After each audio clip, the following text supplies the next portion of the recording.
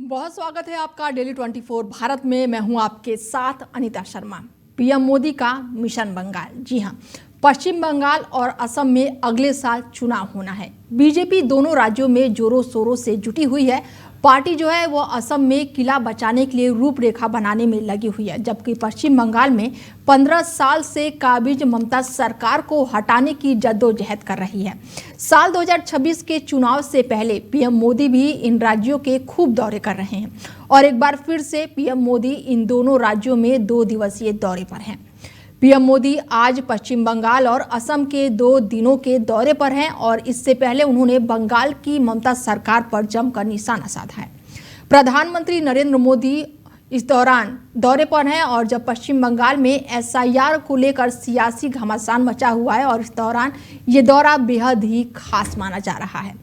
मुख्यमंत्री ममता बनर्जी और टीएमसी इस प्रक्रिया का खुलकर विरोध कर रही है और केंद्र सरकार पर आरोप लगा रही है।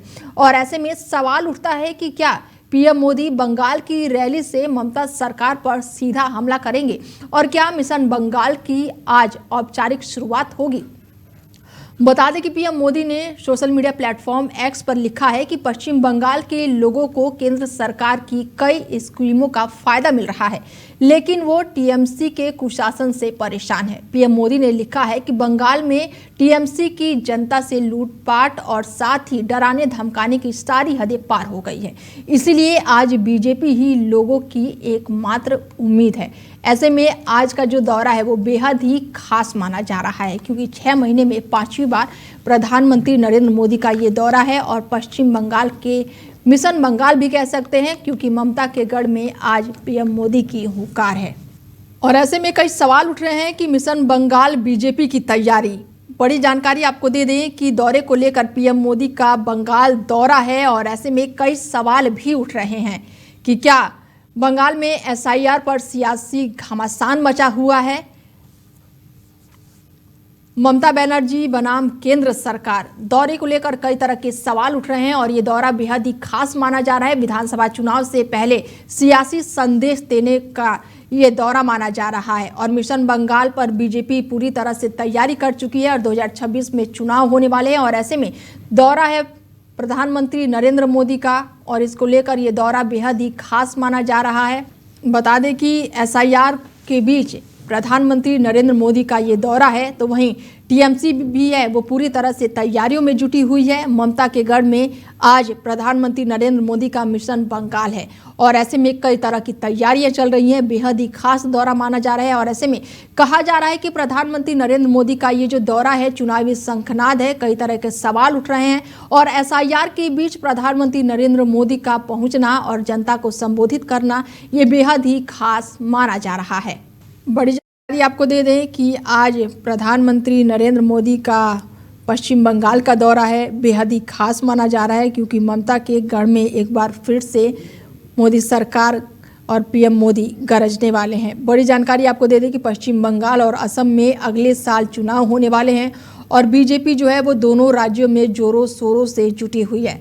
पार्टी असम में किला बचाने के लिए रूपरेखा बनाने में लगी हुई है, जबकि पश्चिम बंगाल में 15 साल से काबिज ममता सरकार को हटाने की भी जद्दोजहद कर रही है और ऐसे में साल 2026 के चुनाव से पहले पीएम मोदी भी इन राज्यों का खूब दौरा कर रहे हैं। एक बार फिर से पीएम मोदी इन दोनों ही राज्यों में 2 दिवसीय दौरे पर जाने वाले हैं और पीएम मोदी पश्चिम बंगाल और असम के 2 दिनों के दौरे पर हैं। ऐसे में इससे पहले बंगाल की ममता सरकार पर उन्होंने निशाना साधा है। बता दें कि पीएम मोदी के बीते 6 महीने में ये 5वां दौरा है और ऐसे में ये दौरा बेहद ही खास माना जा रहा है, जहां पर प्रधानमंत्री नरेंद्र मोदी बंगाल को 3200 करोड़ रुपए और असम में 15,000 करोड़ रुपए के प्रोजेक्ट का उद्घाटन और शिलान्यास करेंगे। बड़ी जानकारी निकलकर सामने आ रही है, क्योंकि ये दौरा बेहद ही खास होने वाला है। ऐसे में पश्चिम बंगाल में एसआईआर चल रही है और एसआईआर को लेकर पश्चिम बंगाल में भी काफ़ी सियासी गहमा गहमी जारी है। पीएम मोदी एसआईआर पर बयान दे सकते हैं और कई बार वो पश्चिम बंगाल की रैलियों में घुसपैठियों का मुद्दा भी उठा चुके हैं। तो वहीं बंगाल बता दें कि पश्चिम बंगाल में और बीजेपी से हमारे साथ हमारे मेहमान जुड़ चुके हैं सूरज सिंह, उनसे बातचीत करते हैं क्योंकि बेहद ही खास ये दौरा माना जा रहा है। इससे पहले भी प्रधानमंत्री नरेंद्र मोदी ने घुसपैठियों का मुद्दा उठाया था। बहुत स्वागत है सर आपका। धन्यवाद। किस तरीके से दौरा देख रहे हैं प्रधानमंत्री नरेंद्र मोदी का, क्योंकि बेहद ही खास माना जा रहा है ये दौरा? देखिए, जो तृणमूल कांग्रेस हमारे केंद्र सरकार को पानी पी पी के गालियां देती है, जो केंद्र सरकार को बार बार ये कहती है कि बंगाल के लोगों के संग केंद्र की सरकार अन्याय करती है, जो झूठा आरोप लगाती है, प्रधानमंत्री जी और केंद्र सरकार हर एक नियमित अंतराल के बाद पश्चिम बंगाल को कुछ ना कुछ, चाहे उत्तर बंगाल हो चाहे बंगाल हो, हर जगह कुछ ना कुछ उन्नयन के कामों पे ही आते हैं और आकर कोई ना कोई जो एक सौगात होती है पश्चिम बंगाल के लोगों को, वो देकर जाते हैं। आपने देखा होगा इसके पहले किस प्रकार से मेट्रो का उद्घाटन करने के लिए प्रधानमंत्री जी आए थे।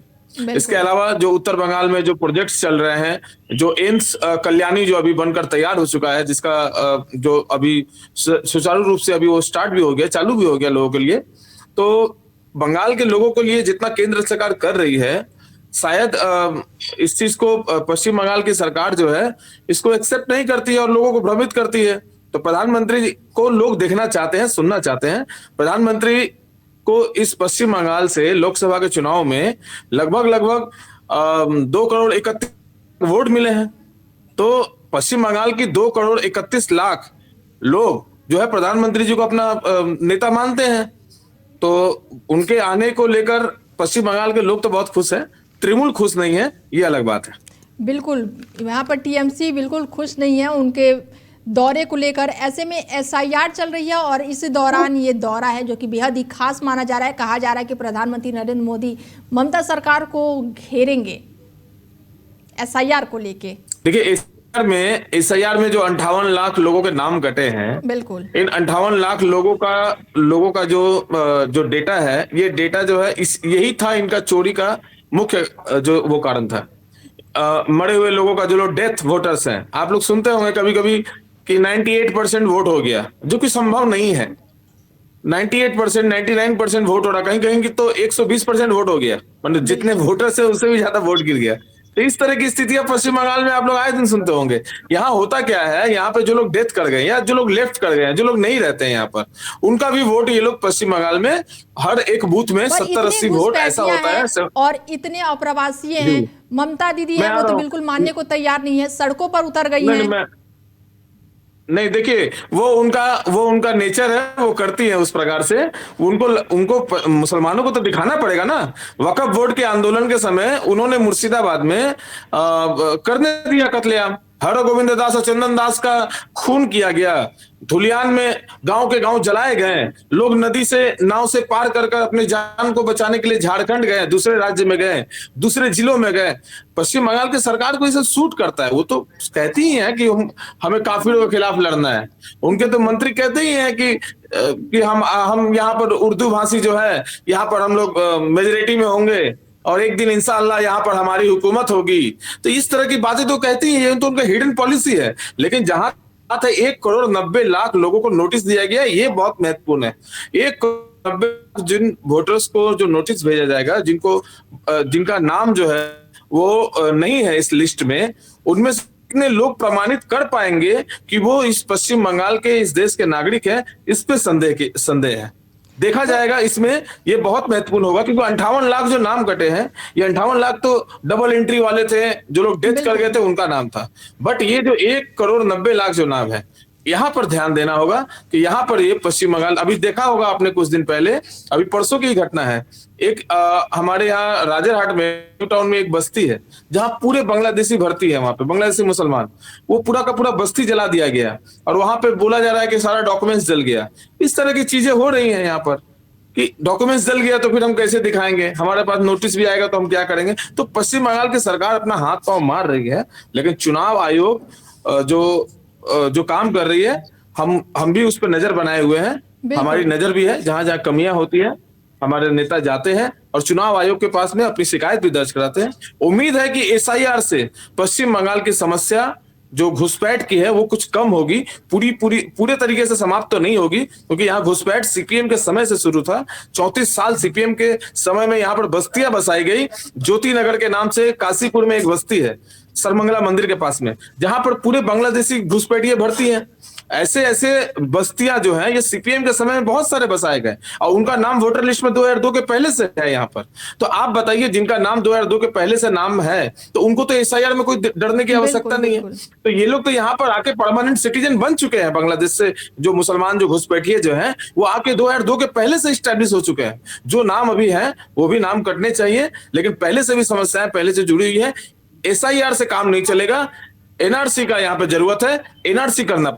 और हमारे साथ टीएमसी से जुड़ चुके हैं सुमित मल्होत्रा जी है, उनसे भी बातचीत करते हैं। सुमित जी, बहुत स्वागत है आपका हमारी चर्चा में। सुमित जी, मेरी आवाज आ रही है आपको? जी बिल्कुल आ रही है आपकी आवाज। प्रधानमंत्री नरेंद्र मोदी का दौरा है पश्चिम बंगाल का, 2 दिवसीय दौरा है, किस तरीके से देख रहे हैं आप लोगों के पास पता नहीं अपडेट आया नहीं आया, पता नहीं। मेरे पास तो अपडेट है कि उनका दौरा रद्द हो गया है। मौसम खराब होने की वजह से उनका दौरा रद्द हो गया। हमारे पास अपडेट है। हाँ, जो थी वो बहुत कम थी और ये अपडेट है हमारे पास। हाँ, दौरा रद्द हो गया उनका, मौसम खराब की वजह से उनका दौरा रद्द हो गया। देखिए, बुजुर्ग इंसान है, 75 साल उम्र हो चुकी है हमारे देश के प्रधानमंत्री की। तो अभी तो बिहार का चुनाव खत्म हो गया है, अब बंगाल के ऊपर इनको लगना है। अब हमारे भाजपा के प्रवक्ता कुछ बोल रहे थे कि बांग्लादेशी आए हैं, बांग्लादेश।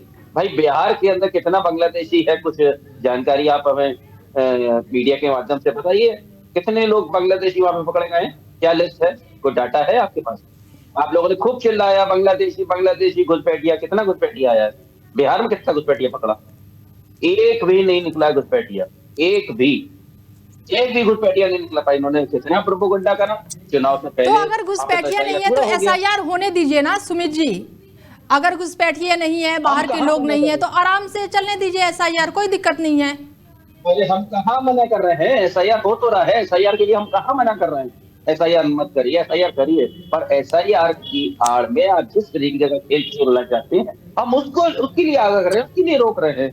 आप सीएनआरसी जो करना चाह रहे हैं, आप जो वोटर्स हैं, जो तृणमूल के जो वोटर्स हैं, उनका नाम काटने की कोशिश जो चल रही है। वहां पे क्या है बंगाल के अंदर, वहां पे जहाँ पे ये लोग भारतीय जनता पार्टी के लोग नहीं जीतते हैं, वहां पे जाकर के नाम कटवाने का काम कर रहे हैं ये लोग। मुझे आप बताइए ना कि कितना इन लोगों ने बिहार में करा था। बिहार की लिस्ट दीजिए ना, कुछ ही दिन तो हुए। आप देखिए बिहार के अंदर किस तरीके से वहां पे मुख्यमंत्री एक लेडीज का बुर्का उतारते हैं हाथ पकड़ कर कुछ बांटने के लिए। वो इन लोगों को दिखाई पड़ता महिला है, सबसे पहले वो महिला है, किसी भी जाति की हो, कुछ भी हो। आपके पश्चिम बंगाल के मेयर, आपके पश्चिम सूरज जी, जवाब देने का मौका मिलेगा, पहले सुन लेते हैं। सूरज जी, जिन्होंने जन्म नहीं लिया वो लोग दुर्भाग्य लेके जन्म लेते हैं।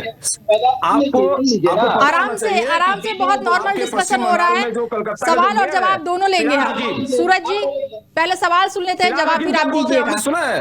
अरे पहले ये मैं जवाब दे रहा हूँ ना, मेरे से क्वेश्चन हुआ है, मैं जवाब दे रहा हूँ या आप देंगे जवाब? मुझे बताइए।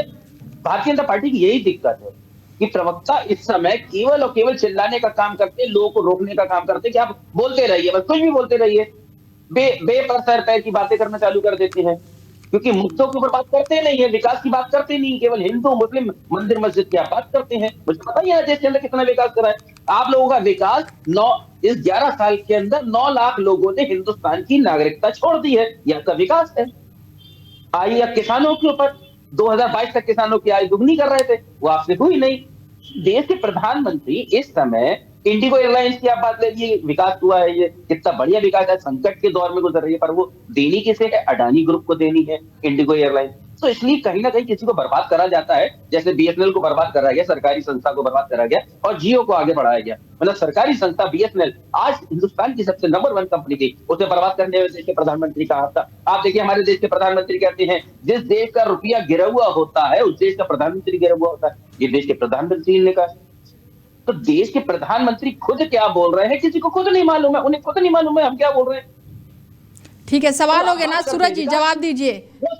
सुमित जी, आपका सवाल हो गया, जवाब ले लीजिए। सुन लीजिए, 11 साल हो गए भारतीय जनता पार्टी की सरकार को। आपको तो वहां पे राज्य सरकार, केवल राज्य सरकार है ना, केंद्र में तो आप बैठे हुए हैं भाई। सारी संस्थाएं आपके पास है, सारे बॉर्डर्स आपके पास है, तो घुसपैठिया क्यों आ रहा है, कितना आ गया, आप दीजिए ना। 11 साल में आपके पास होगा कितना बांग्लादेशी आया हिंदुस्तान? सारी बॉर्डर सिक्योरिटी फोर्सेस आपके पास है, फिर भी बांग्लादेशी उसके अंदर आ रहा है। बड़े शर्म की बात है, बड़े शर्म की बात है। खुद तो आप अंदर बैठाते हैं, शेख हसीना को खुद को लेकर के आते हैं बांग्लादेश से कि आप हिंदुस्तान में आके बैठिए, हम आपको शरण दे रहे हैं। बड़े शर्म की बात है। ठीक है सुमित जी, अब जवाब ले लेते हैं, सवाल बहुत सारे हो गए, अब जवाब ले लेते हैं। सूरज जी क्या कुछ कह रहे हैं? पश्चिम बंगाल के मेयर फिराद हकीम कहते हैं जो लोग इस्लाम में जन्म नहीं लिया वो लोग दुर्भाग्य लेकर जन्म लिया। ये बयान देने वाला यहाँ का मेयर जो है पश्चिम बंगाल का, जो कलंकित कर रहा है यहाँ के मेयर के पद का। ममता बनर्जी जो चीफ मिनिस्टर है वो कहती है बीच में मत बोलिए, चुप रहिए, चुप रहिए, चुप रहिए, सुनिए चुपचाप। अब जवाब ले लीजिए, बोलने का मौका मिलेगा। सुमित जी अभी नैतिकता का ज्ञान दे रहे थे, चुपचाप सुनिए, चुपचाप सुनिए, चुपचाप सुनिए, चुपचाप सुनिए, चुपचाप सुनिए। ममता बनर्जी सीएम पश्चिम बंगाल की, वो कहती है रेड रोड पे नमाज पढ़ती है ईद का और कहती है कि हिंदुओं को काफिर कहती है और काफिरों से लड़ना पड़ेगा। आपके परिवार के लोग, हमारे परिवार के लोग, करोड़ों लोग प्रयागराज में कुंभ में स्नान करने गए, ममता बनर्जी कहती है मृत्यु कुंभ कहती है। इस प्रकार का गंदा धर्म कहने वाले लोग, जो हुमायूं कबीर कहता है कि 70% हम लोग हैं, 30% तुम लोग हो, हम लोग तुमको काट के भागीरथी में बहा देंगे, ऐसा बात बोलने वाला व्यक्ति, उसको पार्टी से निष्कासित नहीं किया गया। क्या एक्शन लिया गया था उस वक्त? आज जब बाबरी मस्जिद बनाया जा रहा है तब ममता बनर्जी, धर्म के ऊपर राजनीति करने वाली ममता बनर्जी, सबसे ज्यादा धर्म के ऊपर राजनीति करने वाली। चुपचाप सुनिए, सब सुनिए। आपने सुना, आपने बोला, मैंने सुना, अब आपको सुनना पड़ेगा। ध्यान रखिए। अरे हम तो धैर्य रखते हैं, पर भारतीय जनता पार्टी के लोग 2011 में सरकार बनी, 2011 में सरकार बनी, आपने कितना इन्वेस्टमेंट लेकर आए? हर साल आप ग्लोबल सबमिट करते हैं, वेस्ट बंगाल ग्लोबल सबमिट करते हैं, एक रुपया नहीं आता है विदेशों से आपके राज्य में, इन्वेस्ट करने के लिए तैयार नहीं है। सिंगूर को खत्म कर दिया, नंदीग्राम का आंदोलन ने खत्म कर दिया। आपने कंपनियों को यहाँ पर जिस प्रकार से लाल झंडा दिखाकर वामपंथियों ने यहाँ से बंद किया, आपने भी कारखानों को बंद किया। कितने सारे जूट मिल बंद हो गए? आपसे मैं पूछना चाहता हूँ, कितने सारे जूट मिल बंद हो गए? आज इनलीगल प्रमोटिंग, ये धंधा है आप लोगों का। आज तृणमूल कांग्रेस के लोग, तृणमूल कांग्रेस के नेता गली गली में इनलीगल प्रमोटिंग कर करके लोगों का खून चूस रहे हैं, लोगों को, गरीबों को सता रहे हैं, तोलाबाजी करते हैं। आपको शर्म आती है? आपका ट्रांसमिनिस्टर जेल में गया था, आपको शर्म नहीं है? आपका शिक्षा मंत्री में था, आपको शर्म नहीं है? सुनिए, चुपचाप, चुपचाप सुनिए, चुपचाप सुनिए, चुपचाप सुनिए। आपके शिक्षा मंत्री जेल में गए, आपके शिक्षा मंत्री जेल में गए, आपके खाद्य मंत्री जेल में गए, आपका फूड मिनिस्टर जेल में जाता है। शर्म नहीं आती आपको? आप बात करने के लिए आते हैं। आपके आधा दर्जन मंत्री जेल में रहते हैं, चोरी करते हैं। सूरज जी और सुमित जी, बहुत नॉर्मल डिस्कशन चल रहा है और शब्दों की मर्यादा बनाए रहे आप दोनों, आराम से। सूरज भाई, और आराम से डिस्कशन चल रहा है, नॉर्मल डिस्कशन चल रहा है कि पीएम मोदी का दौरा है और हमारा डिस्कसन इसी पर है। आप एक बात बताइए सूरज भाई, आप नहीं, मैं आपकी बात का जवाब दे रहा हूँ, आप इंटरप्ट मत कीजिए। नहीं, आप इंटरप्ट मत कीजिए, मैं आपकी बात का जवाब ही दे रहा हूँ, मैं आपको जवाब दे रहा हूँ। आप एक बात बताइए ना, मैं आपसे पूछ रहा हूँ, आप एक बात बताइए। टोलाबाजी आप कह रहे हैं, शुभेंदु अधिकारी कौन है, अर्जुन सिंह कौन है, मुकुल रॉय कौन है? जो भाजपा में नहीं आता है वो जेल जाता है, जो भाजपा में आ जाता है वो जेल नहीं जाता है। यही भाजपा का सिद्धांत है। आप देखिए ना, असम तो पुलिस आपकी है, प्रशासन आपकी है, आपकी पुलिस आपकी प्रशासन है, आपकी पुलिस आपकी प्रशासन है। अरे भैया, आपकी पुलिस आपकी प्रशासन है, आप तो लोगों को फंसा। आज मैं आपसे पूछता हूँ, अच्छा सुनिए, आरोपी है या नहीं है? शुभेंदु अधिकारी, आप लोग भाजपा का कार्यक्रम नहीं करने देते हैं। हर एक कार्यक्रम के लिए हमें हाईकोर्ट जाना पड़ता है। नहीं, आप जाइए, कोर्ट में जाइए, आप कोर्ट में जाइए सर, आप कोर्ट में जाइए। मैं आपसे पूछता हूँ, शत्रुघ्न सिन्हा कौन है? शत्रुघ्न सिन्हा कौन है? शत्रुघ्न सिन्हा कौन है? बताइए ना, शत्रुघ्न सिन्हा कौन है? नहीं, कीर्ति झा कौन है? कीर्ति आजाद झा कौन है? बाहरी भीतरी की बात करते हैं आप, बाहरी है कि भीतरी है? मैं आपसे पूछ रहा हूँ। आप बहिरागत तो है कि आप बंगाल के हैं? आप बहिरागत तो है कि आप बहिरागत तो है क्या? आपके पार्टी की नजर में बहिरागत तो है कि क्या है? आपकी पार्टी की नजर में बहिरागत है क्या है? अरे मैं आपसे पूछ रहा हूँ, अरे मैं आपसे पूछ रहा हूँ।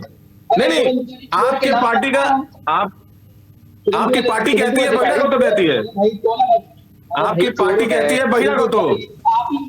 आप ही लोगों ने आरोप लगाया था ना शुभेंदु अधिकारी के ऊपर, आरोप लगाया था आपसे मैं आपसे आज पूछ रहा हूं ये बात कि आप बताइए, अगर शुभेंदु अधिकारी पे किसी प्रकार का दोष कोई भी तय नहीं हुआ है, मामला अभी भी लंबित है, पार्टी ने किसी भी प्रकार से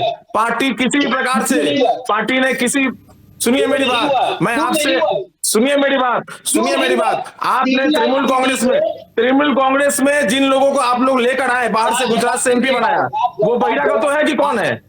मैं आपसे पूछ रहा हूं, आप जो बाहरी और भीतरी की बात करते हैं, तो जो आपने शत्रुघ्न सिन्हा को आसनसोल से जो एमपी बनाया है, जो मुर्शिदाबाद से आपने जो गुजरात से जिस क्रिकेटर को लेकर आए हैं, वो बाहरी है कि भीतरी है? अच्छा, गुजरात के प्रधानमंत्री क्षेत्रवाद, आप लोग क्षेत्रवाद को प्रमोट करते हैं। बनारस में, यूपी में ऐसी गंदी राजनीति नहीं चलती है। ममता बनर्जी ऐसी गंदी राजनीति करती है कि बंगाल को गुजरात नहीं बनने देंगे, बंगाल को यूपी नहीं बनने देंगे, बंगाल को बिहार नहीं बनने देंगे। क्षेत्रवाद का जहर बोलते हैं आप लोग। आप कौन है? आप बाहरी हैं कि बंगाल के लोग हैं? आप बंगाल के हैं कि बाहरी हैं? पहले तय कीजिए। जाइए तृणमूल कांग्रेस के नेताओं को पूछिए कि मैं कौन हूं। सूरज भाई, थोड़ा सा धैर्य रखिए, मेरे को आप एक बार बता दीजिए कि आप ही लोगों ने वहां पे भारतीय जनता पार्टी ने, जब तक तृणमूल कांग्रेस में शुभेंदु अधिकारी थे, अर्जुन सिंह थे, मुकुल राय थे, कितने नाम मैं आपको गिनाऊं, ये सब चोर डकैत थे आप लोगों की नजर में। और जैसे ही वो लोग भाजपा में आ जाते हैं, उस वॉशिंग मशीन में धुल जाते हैं, तो सारे आरोप मुक्त हो जाते हैं। ऐसा क्यों होता है? इसका आप जवाब दे दीजिए बस। चाहे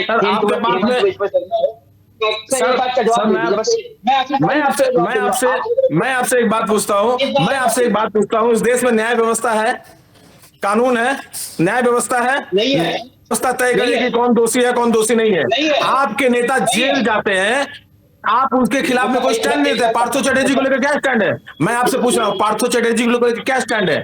आप लोग क्या सोचते हैं? पार्थो चटर्जी को लेकर क्या स्टैंड है आपका? आपके नेता गर्लफ्रेंड के घर से करोड़ों रुपए निकलते हैं, अरबों रुपए निकलते हैं। आप ये पैसा जो है गरीबों का चूस के आप लोगों ने पैसा जो अपने घर में धनानंद सेठ बने हुए हैं। मैं आपसे पूछता हूँ, मेरे बात का आप जवाब दीजिए। आप बाहरी हैं कि आप बाहरी हैं कि आप बंगाल के हैं? ये बताइए, आप बोलिए। आप ये लोगों में, आप लोग यहाँ पर हिंदी भाषियों को गाली देते हैं, गुजरात के लोगों को गाली देते हैं। यहाँ पे आप लोग देते हैं महाराष्ट्र में, आप उत्तर प्रदेश के बिहारी के लोग, यहाँ पर आप गुजरात के लोगों को, बिहार के लोगों को, यूपी के लोगों को, जो लोग यहाँ पे मजदूर कमाकर पैसा कमाते हैं, 2 पैसा कमाने के लिए आते हैं, रोजगार करने के लिए, आप उनको गाली देते हैं। आप लोग बात करते हैं, क्षेत्रवाद का जहर घोलते हैं। देश में संविधान में यह अधिकार है कि कोई भी देश का नागरिक कहीं भी जाकर रह सकता है, लेकिन आप लोग यहाँ पर उनको अपमानित करते हैं। जय श्री राम कहने पर आप लोग बोलते गाली थी, आपकी ममता बनर्जी कहती है जय श्री राम बोल देते। देश के यहाँ पर हिंदुओं को अपमानित किया जाता है। बाबरी मस्जिद बनाया जाता है आपके नेतृत्व में, बंगाल में बाबरी मस्जिद बनाया जाता है आपके नेतृत्व में। आपके नेतृत्व में आपके नेता, तृणमूल कांग्रेस के नेता बाबरी मस्जिद बना रहे हैं मुर्शिदाबाद में। विरोध किया आपने क्या विरोध किया कभी भी? कर सकते हैं क्या विरोध? ठीक है सूरज जी, सवाल बहुत हो गया है। सुमित जी जवाब दे रहे हैं, क्या कह रहे हैं? भाई सुनेंगे कहा? नहीं वो सुन रहे हैं। सुनेंगे कहा?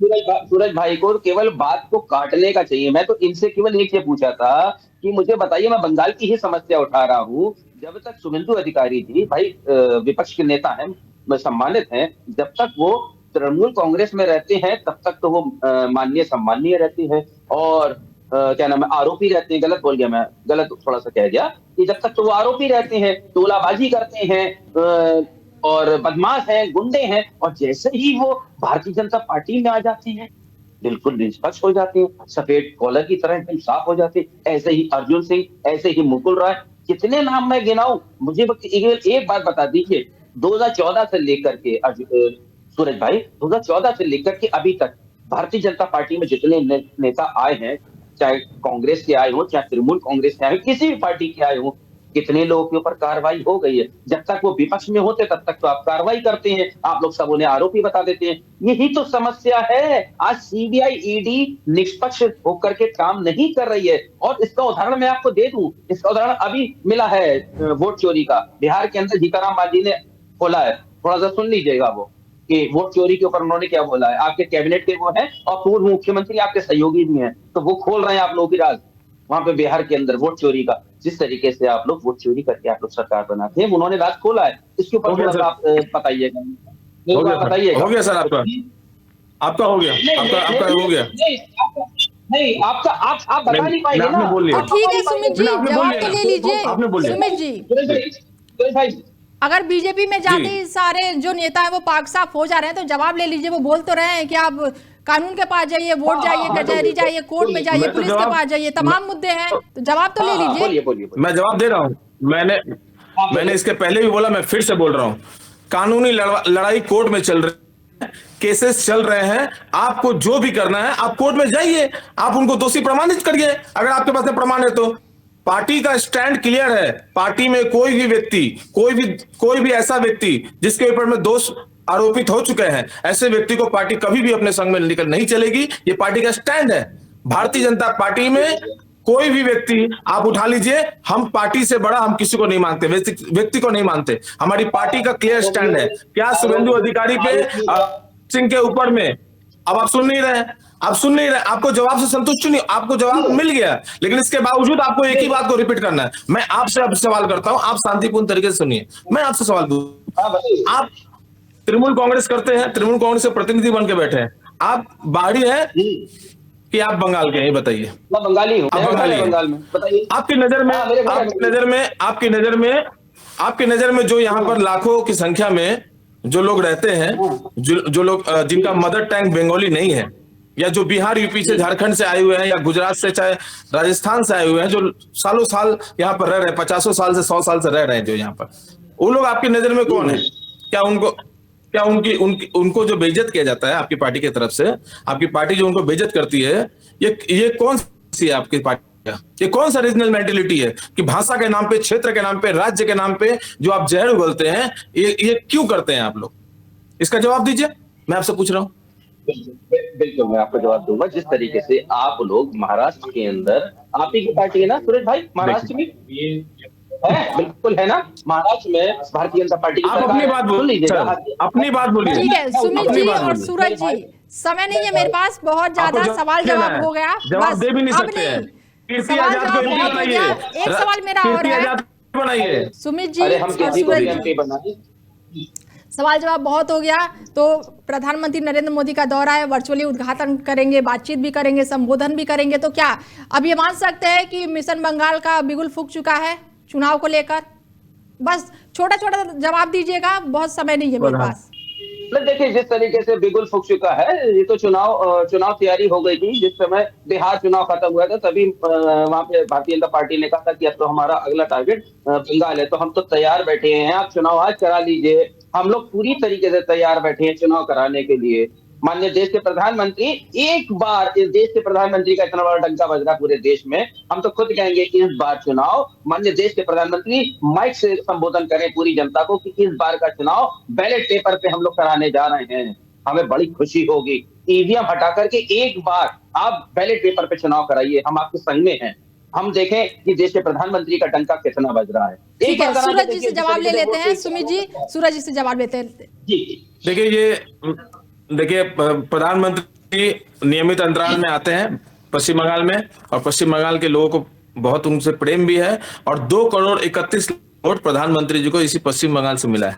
जो लोग कहते हैं कि बंगाल में भाजपा कोई आधार नहीं है, उनको ये मालूम है अच्छी तरीके से कि 2021 में 2,28 लाख वोट और 2024 में 2,31,00,000 वोट इसी पश्चिम बंगाल से मिला था। और वो देश के प्रधानमंत्री हैं, वो कुछ चुनाव को नजर में रखकर नहीं आते हैं। जब भी आते हैं पश्चिम बंगाल के लोगों को सौगात देते हैं, गिफ्ट देते हैं, और इस बार भी जो आए हैं तो केंद्र की सरकार राज्य में बंगाल के लोगों को उन्नयन करने के लिए आई है, और इनके पर तृणमूल कांग्रेस की छाती पर सांप लौट रहा है। इनको बर्दाश्त नहीं हो रहा है कि के लोगों का उत्थान हो रहा है, बंगाल के लोगों को कुछ अच्छा हो रहा है, ये देख नहीं पाते हैं। ये संकीर्ण मस्तिष्क के लोग हैं, इनको बुरा लगता है हमेशा। ठीक है, चर्चा में जुड़ने के लिए बहुत धन्यवाद आपका।